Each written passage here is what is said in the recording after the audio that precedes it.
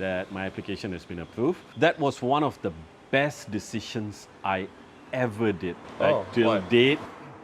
Because this was the big economic recession of 2001. A lot of companies were closing down. A lot of companies was moving out of Singapore. So there was mass retrenchments going on everywhere. I was one of those who was affected by the mass retrenchment because the factory that I was working for, the whole plant shut down. Everyone got laid off. Everyone got retrenched.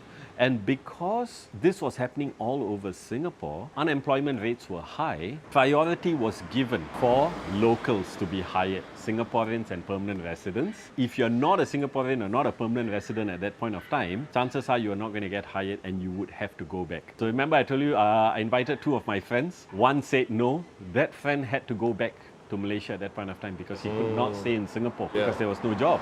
Whereas myself and the other friend, because we had our permanent residency approved, we were allowed to stay in Singapore and we were allowed to continue looking for jobs. After 8 months of looking for a job, I eventually managed to get a job with Singapore Airlines, and that's how I became a flight attendant for the next 7.5 years. What